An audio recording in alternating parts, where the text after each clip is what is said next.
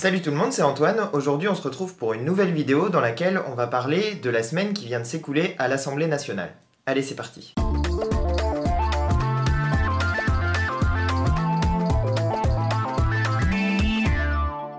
Alors, l'événement cette semaine à l'Assemblée nationale, c'était ça. C'est une cravate. Ça a fait l'événement parce qu'en fait les députés de la France Insoumise sont entrés dans l'hémicycle sans porter de cravate et ça a fait sensation parce que il est dans les convenances, disons, de venir dans cet hémicycle en cravate. Alors ça a immédiatement provoqué un genre de tollé politico-médiatique avec des gens qui disaient que c'était un manque de respect pour l'institution et surtout un manque de respect pour les citoyens. Ces critiques, elles venaient principalement évidemment des gens d'En Marche, des gens du Modem, bref des gens des partis établis, des partis du système, et aussi, il faut bien le dire, du monde médiatique. Mais en réalité, moi je trouve que le fait d'avoir décidé de venir sans cravate dans l'hémicycle, c'était une belle démonstration symbolique. Parce que dans cette assemblée, il y a très peu de gens qui nous représentent d'un point de vue sociologique. Il y a beaucoup de cadres, il y a beaucoup de chefs d'entreprise, il y a beaucoup de gens qui sont des catégories socio-professionnelles supérieures. Et il y a très peu de salariés, très peu d'ouvriers, très peu d'artisans, très peu d'étudiants, très peu de gens qui finalement forment vraiment la grande masse du peuple français. Et finalement, moi j'ai trouvé que le fait qu'il y en ait qui viennent sans cravate, c'était une manière de représenter tous les gens qui, dans leur quotidien, ne portent pas de cravate. Tous les gens qui vont au travail sans cravate, qui vivent sans cravate. Vous voyez, moi je porte un t-shirt par exemple, et bien je m'estime plus représenté par des gens qui sont allés dans l'hémicycle sans cravate que par tous les autres qui sont en costume, en cravate, tous les mêmes, tous pareils, et qui sont un peu pour moi des pingouins qui ne me représentent pas. Faut être honnête, je ne m'estime pas représenté par ces gens-là. Donc le fait de pas porter de cravate, c'était une manière symbolique de représenter tout un tas de gens qui ne se sentent plus représentés par les partis traditionnels qui ont gouverné la Ve République pendant des années. Et puis c'était un petit peu aussi une revanche symbolique, je sais pas si vous vous souvenez, mais il y avait un épisode où Emmanuel Macron s'était adressé à un ouvrier en grève en lui disant si tu veux un costard, t'as qu'à travailler, ou quelque chose comme ça, je vous passe l'extrait. Vous n'allez pas me faire peur à votre t-shirt.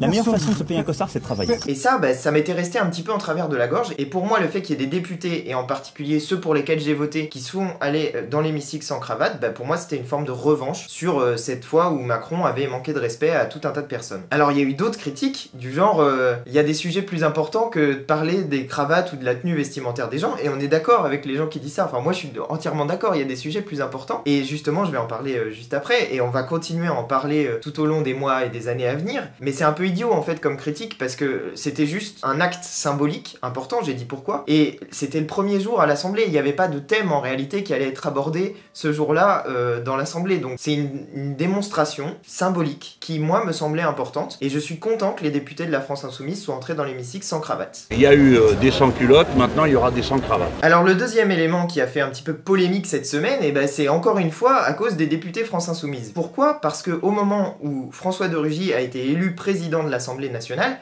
ils ne se sont pas levés et ils n'ont pas applaudi. Donc vous aviez François de Rugy debout dans l'hémicycle avec tout le monde qui applaudissait autour, et François Ruffin juste à côté, parce que c'est classé par ordre alphabétique dans les premières séances, donc vous avez de Rugy et Ruffin, et donc vous aviez Ruffin juste à côté, qui était assis, qui bougeait pas, et pendant que tout le monde était debout et applaudissait de Rugy.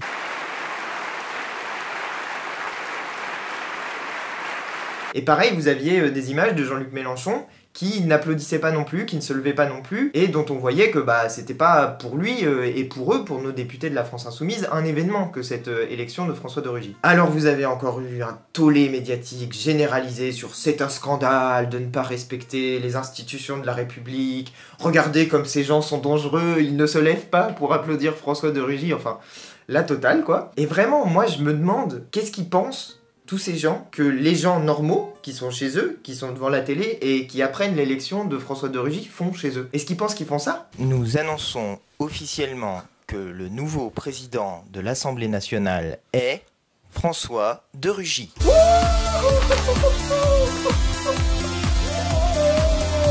Évidemment que non, les gens font pas ça. Les gens, globalement, l'élection de François de Rugy à la présidence de l'Assemblée nationale, pour eux c'est un non-événement, donc ils restent assis, ils continuent à regarder la télé, et puis ils s'en foutent. Et éventuellement, s'ils en ont quelque chose à faire, à mon avis, la plupart du temps, c'est qu'ils sont complètement dégoûtés, parce que ce mec-là, pour eux, il représente l'arriviste, le mec qui a cherché un poste, qui finalement l'a eu, c'est un peu Jean-Vincent Placé et de Rugy, c'est les deux qui cherchent des postes tout le temps en permanence, et qui, finissent de temps en temps par en obtenir, à force de combines, voilà. Et là, de Rugy, bah, pour les gens, c'est aussi un traître à sa parole, parce qu'il s'était inscrit dans la primaire du Parti Socialiste, il y a participé, il s'était engagé à soutenir le vainqueur, et au final, il l'a pas soutenu, et il l'a trahi. Donc à mon avis, pour les gens, l'élection de François de Rugy à la présidence de l'Assemblée nationale, c'est au mieux un non-événement, et au pire, une mauvaise nouvelle, parce que c'est la prime donnée aux gens qui respectent pas leurs paroles. Et encore une fois, moi je suis content que les députés pour lesquels j'ai voté soient restés assis, n'aient pas manifesté d'éclatement de joie à l'élection de François de Rugy, parce que moi je m'en fiche, j'en ai rien à faire que François de Rugy soit élu président de l'Assemblée nationale,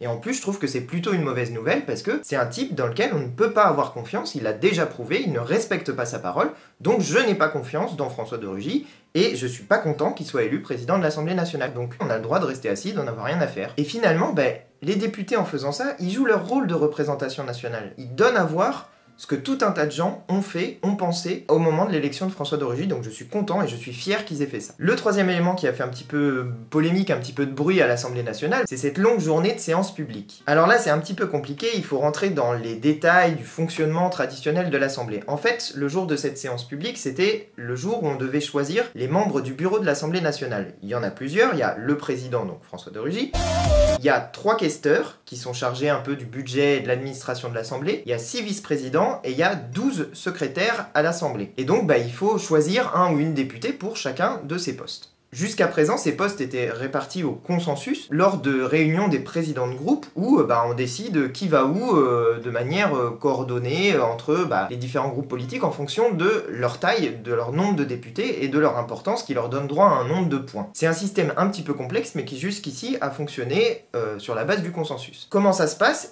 Tout simplement, ils se mettent d'accord pour présenter le nombre de candidats qui correspond au nombre de postes à pourvoir. Donc il n'y a pas besoin d'élection parce que si vous avez 3 questeurs, vous présentez 3 personnes et vous n'avez pas besoin d'élection parce qu'il y a le nombre de personnes juste qui correspond au nombre de postes à pourvoir. Sauf que là, ça s'est pas passé comme ça. Usuellement, pour le poste des questeurs, il y en a 2 qui sont issus de la majorité et il y en a un qui vient du groupe le plus important de l'opposition, qui est les Républicains dans cette mandature. Mais là, en fait, il y a un groupe politique qui s'appelle les Constructifs, et qui s'appelle les Constructifs parce qu'ils sont dans l'opposition, mais ils veulent construire avec En Marche, donc vous voyez le genre d'opposition que ça peut représenter, c'est constructif, quoi, c'est complaisant. Et ce groupe-là a présenté un candidat à la questure, ce qui fait qu'il y avait 4 candidats pour 3 postes, et que donc il fallait procéder à des élections. Ça a provoqué des mouvements assez importants dans l'Assemblée, notamment chez les Républicains qui s'estimaient lésés par ce non-respect de l'accord qui avait été passé dans la réunion des présidents de groupe. Et puis il y a eu aussi Jean-Luc Mélenchon qui a fait plusieurs interventions en séance publique pour proposer une chose simple, qui était de changer finalement l'organisation du bureau de l'Assemblée, puisque les règles qui avaient prévalu jusque-là n'étaient plus respectées et ne valaient plus,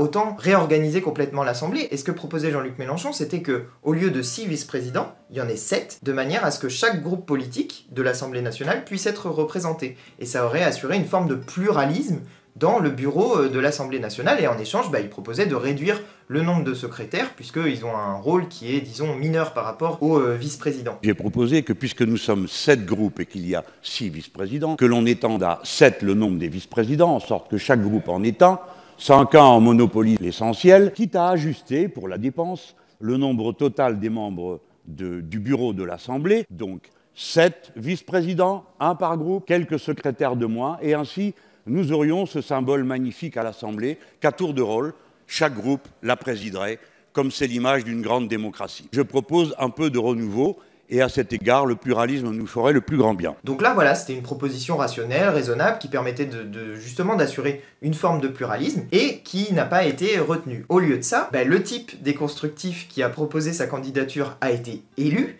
et là, ça a été le début du bazar, parce qu'à partir du moment où les accords n'ont pas été respectés, un autre mec, qui est en plus proche de la majorité, a été élu à la questure, ça pose un problème de contre-pouvoir, un problème démocratique, et puis les autres qui avaient donc l'accord pour avoir ce poste de questeur, ils étaient plus d'accord pour le fonctionnement traditionnel de l'Assemblée. Donc vous êtes arrivé au moment du choix des 6 vice-présidents, où d'habitude il y a consensus, et là encore ça a été le bazar, parce que les Républicains ont refusé d'y participer, En Marche et le Modem ont présenté 6 candidats, donc ça veut dire que la majorité à elle seule pouvait ramasser les 6 postes de la vice-présidence, et puis les autres groupes politiques ont aussi présenté un candidat. La France Insoumise par exemple a présenté la candidature de Mathilde Panot à ce poste de vice-présidence. Et là encore, En Marche et le Modem ont raflé tous les sièges. Vous prenez toutes les places après avoir dit exactement le contraire. En disant que plus tard ils allaient redonner les sièges aux Républicains quand ils auraient fini de bouder, etc. etc. Dans votre esprit, ça signifie que peut-être sous 48 heures, ou 3 jours, ou peut-être une semaine, vous retirerez vos élus pour que d'autres y soient. Mais en fait, on n'en sait rien, et pour l'instant, c'est En Marche et le Modem qui trustent tous les postes de la vice-présidence, et c'est En Marche et ses alliés déconstructifs qui sont dans l'opposition, mais bon, c'est pas trop, il va falloir voir, etc., qui ont tous les postes de la question. Tout ça fait davantage pantalonnade que décision. Donc ça pose un problème de pluralisme dans les postes du bureau de l'Assemblée nationale qui est grave et qui est important. Et c'est pour ça que la séance a duré des plombes, parce que à chaque fois il y avait vote. D'habitude c'est au consensus donc ça va vite, mais là il y avait vote, puis dépouillement, puis revote, puis dépouillement, et donc tout ça prend énormément de temps. Je vous mets en description de cette vidéo un petit article qui récapitule cette journée et qui remet les interventions de Jean-Luc Mélenchon dans leur cadre et qui explique à quel moment elles sont intervenues dans cette journée. Allez voir cet article parce que ça vous permettra de bien comprendre ce qui s'est passé ce jour-là. Et puis il y a eu un 4e élément qui a fait polémique cette semaine, et c'est le fait que Emmanuel Macron convoque le Parlement en congrès à Versailles. Le Parlement, c'est-à-dire l'Assemblée nationale plus le Sénat réunis dans une grande salle à Versailles. Cette réunion, elle est prévue par la Constitution. Le président de la République peut convoquer donc ce Parlement en congrès, prendre la parole devant lui, et puis après il se casse. C'est-à-dire que les gens peuvent répondre, mais il est plus là, il s'en va, il en a rien à faire, il vient raconter ses salades, et puis ensuite... il s'en va, il écoute pas, il en a rien à faire. Donc ça déjà c'est quelque chose qui est prévu par la Constitution, mais qui en soi est une violence exercée contre la représentation nationale, puisque vous pouvez parler, mais bon, le gars est parti, quoi. Donc on suppose qu'il finira par l'entendre quelque part dans les médias, ou qu'on lui rapportera, etc., etc. Mais au final, symboliquement, c'est la prééminence absolue du monarque présidentiel sur ces gens de l'Assemblée qui, vont donner leur avis, mais on va pas trop l'écouter. Et ensuite, il y a la date choisie par Emmanuel Macron pour convoquer ce congrès, parce qu'il le convoque la veille du jour du discours de politique générale du Premier ministre Édouard Philippe. Et ça, c'est une violence qui est faite aussi contre le Premier ministre, contre son propre Premier ministre, parce qu'en gros, il dit, il y a le président qui parle, et le Premier ministre répète ce que le président a dit...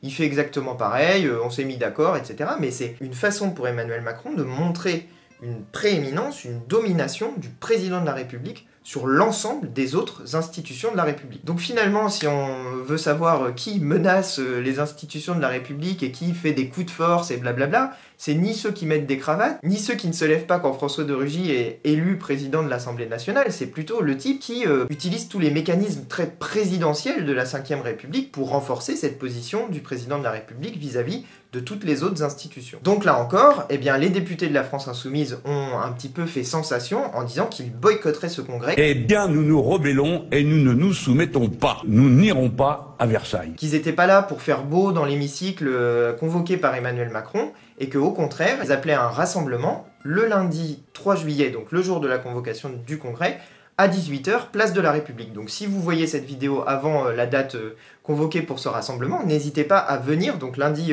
3 juillet à 18h, place de la République à Paris, parce qu'il faut montrer qu'on n'accepte pas ce présidentialisme absolu de la Ve République et ce renforcement du caractère monarchique de la Ve République. Voilà, c'est la fin de cette vidéo, j'espère qu'elle vous a plu, qu'elle vous a permis de comprendre ce qui s'est passé à l'Assemblée nationale, même si c'était pas très simple et si moi-même j'ai eu un peu des difficultés à comprendre, notamment le jour de cette longue séance publique, ce qui se passait, quelle était cette histoire de poste, de bureau, machin. Au début je comprenais rien, donc j'ai dû bien regarder pour bien comprendre. J'espère que je vous ai permis de comprendre tout ça. Si cette vidéo vous plaît, n'hésitez pas à la partager sur les réseaux sociaux et à mettre des pouces bleus. Dites-moi ce que vous en avez pensé dans les commentaires. Et puis, si vous voulez recevoir mes prochaines vidéos, abonnez-vous à ma chaîne en n'oubliant pas de cliquer sur la petite cloche qui vous permettra de recevoir des notifications. Je crois que c'est tout ce que j'avais à vous dire pour aujourd'hui. Je vous retrouve très bientôt pour de nouvelles vidéos.